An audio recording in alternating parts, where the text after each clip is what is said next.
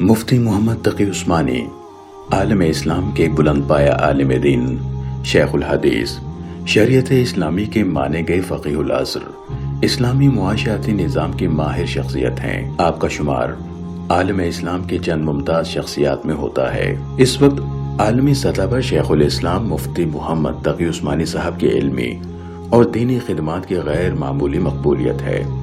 خاص طور پر معاشیات اور اسلامک بینکنگ کے حوالے سے آپ کی خدمات تجدیدی اور انقلابی ہیں۔ علم و تحقیق کے دریا بہانے والے، مسند درس پر قیمتی جواہر پارے لٹانے والے، اصلاح و تذکیر کا گراں قدر کام انجام دینے والے، نت نئے مسائل کی گتھیاں سلجھانے والے اور ملک و بیرون ملک کے لیے ہر دم پابرکاب رہنے والے، اس مرد درویش نے اردو ادب کی حسین وادیوں کی بھی سیاحت کی، اپنے قلم سے چمن اردو میں نئے گل بوٹے کھلائے اور اپنی البیلی، سیدھی سادی لیکن منفرد تحریر اور ممتاز اسلوب نگاری سے اہل ادب اور اہل قلم سے بھی خوب داد تحسین حاصل کی۔ آپ کے سفر نامے، شخصی خاکے، کتابی تبصرے اور مختلف اخبارات میں شائع ہونے والے کالمز نے آپ کی ادبی خدمات سے بھی دنیا کو نہ صرف روشناس کرایا بلکہ آپ کے طرز تحریر اور رواں تواں قلم کی گلکاریوں کا شیدائی بھی بنایا۔ آپ عالم بھی ہیں، مفتی بھی، آپ مفسر بھی ہیں اور محدث بھی، آپ مقرر بھی ہیں اور محرر بھی، آپ پیر بھی ہیں اور مدرس بھی، آپ قاضی بھی ہیں اور استاد بھی۔ کبھی آپ تفسیر لکھتے نظر آتے ہیں تو کبھی بخاری شریف پڑھاتے نظر آتے ہیں، کبھی آپ امت کے مسائل جدیدہ حل کرتے نظر آتے ہیں۔ مفتی محمد تقی عثمانی کی دنیا میں مقبولیت کی بڑی وجہ آپ کا دینی علوم کے ساتھ ساتھ دنیاوی فنون میں ماہر ہونا اور اپنی ان خدمات کے ذریعے لوگوں کو فائدہ پہنچانا ہے۔ کیونکہ حضرت مفتی تقی صاحب ایک تو بہت بڑے عالم ہیں، تفسیر کے، فقہ کے، حدیث کے، اور اسلامک بینکنگ میں ان کو الگ مہارت ہے، اور انگلش، عربی، فارسی، اردو، یہ 4 زبانیں تو ایسی ہیں جیسے مادری زبان ہوتی ہے ان کی۔ اور پھر آپ کو پتا ہے کہ علمی لحاظ سے دنیا میں کے جو مذہبی لوگ ہیں ان میں سب سے پہلا نمبر آیا 500 لوگوں میں۔ دنیا کے صف اول کے تحقیقاتی ادارے Royal Islamic strategic studies centre نے دنیا کے 500 بااثر مسلمان شخصیات کی ایک فہرست مرتب کی ہے۔ اس فہرست میں آپ کو مسلم دنیا کی پہلی بااثر شخصیت قرار دیا گیا ہے۔ مفتی محمد تقی عثمانی تحریک پاکستان کے کارکن اور مفتی اعظم پاکستان مفتی محمد شفیع عثمانی رحمت اللہ علیہ کے سب سے چھوٹے فرزند ہے۔ آپ کی پیدائش 27 اکتوبر سن 1943 میں ہندوستان کے صوبے اتر پردیش کے ضلع سہارنپور کے مشہور و معروف قصبے دیوبند میں ہوئی۔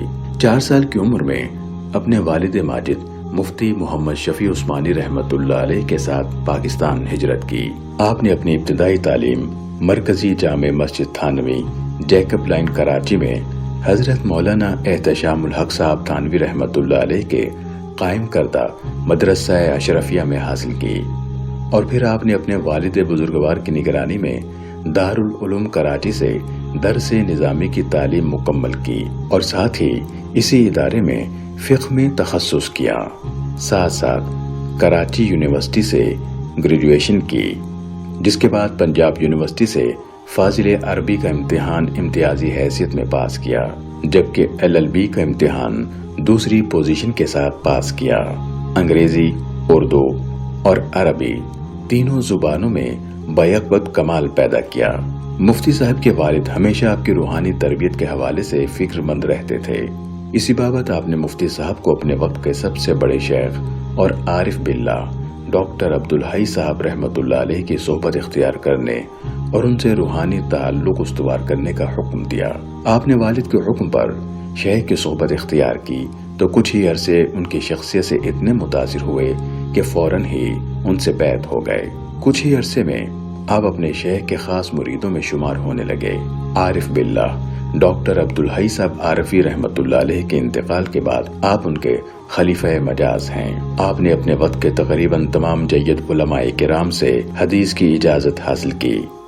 ان علماء میں خود آپ کے والد گرامی مفتی محمد شفیع عثمانی صاحب رحمت اللہ علیہ کے علاوہ مولانا محمد ادریس کاندلوی اور مولانا محمد زکریا کاندلوی رحمہ اللہ شامل ہیں۔ مفتی محمد تقی عثمانی صاحب کا نام پہلی مرتبہ اس وقت سامنے آیا جب آپ نے شیخ الحدیث حضرت مولانا یوسف بنوری رحمۃ اللہ علیہ کی ہدایت پر سن 1974 کی قادیانی مخالف تحریک میں اپنا اہم کردار ادا کیا۔ قادیانیوں کو غیر مسلم قرار دینے کی اس تحریک میں آپ نے مولانا سمیع الحق شہید رحمۃ اللہ علیہ کے ساتھ مل کر ایک دستاویز تیار کی جو قادیانیوں کے خلاف پارلیمنٹ میں پیش کی گئی۔ سن 1977 میں سابق صدر جنرل ضیاء الحق نے اسلامی نظریاتی کونسل کی بنیاد رکھی۔ مفتی محمد تقی عثمانی اس کونسل کے بانی ارکان میں سے تھے۔ آپ نے قرآن مجید میں بیان کردہ اللہ کے حدود اور ان کی سزاؤں پر عمل درآمد کے لیے حدود آرڈیننس کی تیاری میں اہم کردار ادا کیا۔ آپ نے سودی نظام بینکاری کے خاتمے کے لیے بھی کئی سفارشات پیش کیں۔ مفتی محمد تقی عثمانی جامعہ کراچی سے وکالت کی سند حاصل کرنے کے بعد طویل عرصے کے لیے پاکستان کے عدالتی نظام سے وابستہ ہو گئے۔ آپ طویل عرصے تک سپریم کورٹ آف پاکستان کے شریعت اپیلیٹ بینچ اور وفاقی شرعی عدالت میں اہم مناصب پر فائز رہے۔ آپ نے بحیثیت منصف کئی اہم فیصلے کیے جن میں سود کو غیر اسلامی قرار دے کر اس پر پابندی کا فیصلہ سب سے معروف ہے۔ سن 2002 میں اسی فیصلے کی پاداش میں سابق ڈکٹیٹر جنرل پرویز مشرف نے آپ کو آپ کے عہدے سے برطرف کر دیا۔ مفتی محمد تقی عثمانی تدریس کے شعبے سے بھی وابستہ ہیں۔ آپ دارالعلوم کراچی میں صحیح بخاری، فقہ اور اسلامی اصول معیشت پڑھاتے ہیں۔ اس کے علاوہ مختلف ملکی و غیر ملکی جامعات وقتاً فوقتاً اپنے یہاں آپ کے خطبات کا انتظام کرتی رہتی ہیں۔ آپ چند برسوں سے جامعہ دارالعلوم کراچی میں درس بخاری بھی دے رہے ہیں۔ پہلے آپ ایک فقیہ کی حیثیت سے جانے جاتے تھے اور اب دنیا آپ کو ایک محدث کی حیثیت سے بھی جانتی ہے۔ یہی وجہ ہے کہ علماء کرام نے آپ کو شیخ الاسلام کا لقب عطا کیا ہے۔ مفتی صاحب نے شریعت کی حدود میں رہ کر بینکاری کا ایسا نظام وضع کیا ہے جو عصر حاضر کے تمام معاشی تقاضوں کو پورا کرتا ہے۔ مولانا محمد تقی عثمانی پوری دنیا میں ہماری علمی اعلان و روایت کی نمائندگی کرتے ہیں اور ہماری پاکستان کی علمی آبرو ہیں۔ مفتی صاحب کے اس نظام کو اسلامی فقہ اکیڈمی کی منظوری کے بعد ساری دنیا میں نہایت تیزی سے اپنایا جا رہا ہے۔ اس وقت مفتی محمد تقی عثمانی صاحب کے اصولوں پر درجنوں اسلامک بینک کام کر رہے ہیں۔ کینیڈا کے کئی اسلامک بینکوں نے ایک سال نہایت کامیابی سے کام کرتے ہوئے 200% سے زائد منافع کمایا ہے۔ مفتی صاحب خود 8 اسلامی بینکوں کے مشیر کے طور پر کام کر رہے ہیں۔ مفتی صاحب اسلامی مالیاتی اداروں کے اکاؤنٹنگ اور آڈیٹنگ آرگنائزیشن کے چیئرمین بھی ہیں۔ یہ تو اللہ تقی عثمانی مدذلہ والجزا دے کہ انہوں نے تمام علماء کی طرف سے فرض کفایہ ادا کر کے اقتصادیات میں کتابیں لکھی ہیں۔ مفتی محمد تقی عثمانی نے جس آنگن میں آنکھیں کھولیں وہاں ہر طرف علم کی چاشنی تھی۔ والد ماجد مفتی اعظم ہونے کے ساتھ ساتھ خوش اسلوب شاعر بھی تھے اور بڑے بھائی ذکی کیفی ادبی دنیا کی معروف و ممتاز شخصیت رہیں۔ اسی نسبت سے آپ کے گھر ادیبوں اور شعراء کی آمد بکثرت ہوتی۔ نامور مصنفین اور قلمکار حضرات کی محفلیں بھی آراستہ ہوتی رہتی۔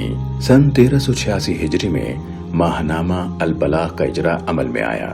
یہ آپ کی ادبی اور شاہکار تحریروں کا اصل میدان رہا ہے اور سال ہر سال سے آپ کا قلم پوری آب و تاب کے ساتھ علم و تحقیق اور شعر و ادب کے موتی بکھیرتا اور قومی، ملی اور عالمی حالات کے تجزیے پر چل رہا ہے۔ اس وقت البلاغ اردو، انگلش اور عربی میں شائع ہو رہا ہے اور رسائل و مجلات کی بھیڑ میں البلاغ کا اپنا ایک منفرد علمی معیار ہے جو بلا شبہ مفتی محمد تقی عثمانی صاحب کے قلم کی دین ہے۔ مفتی محمد تقی عثمانی صاحب کے قلم کی رنگینی اور دلکشی کا سب سے بڑا مظہر آپ کے سفر نامے ہیں جو بلا شبہ آپ کے ادبی ذوق و مزاج کی بہترین تصویر کشی کرتے ہیں، بلکہ آپ نے اپنے سفر ناموں میں اردو ادب کی نئی روایتوں کو زندہ کیا اور بہت ہی پر لطف انداز میں قارئین کو سفری ادب سے آشنا کیا۔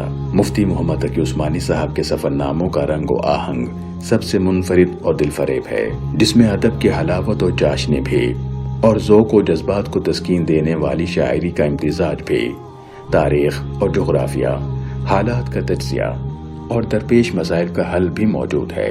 آپ کے سفر نامے اگر ایک طرف تاریخی دستاویز کی حیثیت رکھتے ہیں تو دوسری جانب اردو ادب کے حوالے سے نہایت معتبر اور مستند مقام کے حامل ہیں۔ آپ کے سفر ناموں میں سفر در سفر، دنیا میرے آگے اور جہان دیدہ کے کئی ایڈیشن شائع ہو چکے ہیں، اور تازہ اسفار کی رودات ماہنامہ البلاغ کی زینت بنتی رہتی ہے۔ مفتی محمد تقی عثمانی صاحب نے نثر میں قیمتی شہپاروں کو پیش کرنے کے ساتھ ساتھ نظم میں بھی اپنے قلبی احساسات اور شوق و جذبات کا اظہار کیا، اور اسی انداز میں کیا جس انداز میں ان کے پیشرو اکابر علماء نے کیا۔ مفتی محمد تقی عثمانی صاحب کی شاعری قلبی سوز و گداز اور روح کے احساسات کا نام ہے، جہاں ایک محب حقیقی الفاظ کے پیرہن میں اپنی وارفتگی کا اظہار کرتا ہے اور اپنے سلگتے جذبات کی ترجمانی کرتا ہے۔ مفتی محمد تقی عثمانی صاحب کے اشعار میں الفاظ و معانی کا ایک سیل رواں موجزن رہتا ہے اور محبتوں کے دریاؤں میں تلاطم برپا ہو جاتا ہے۔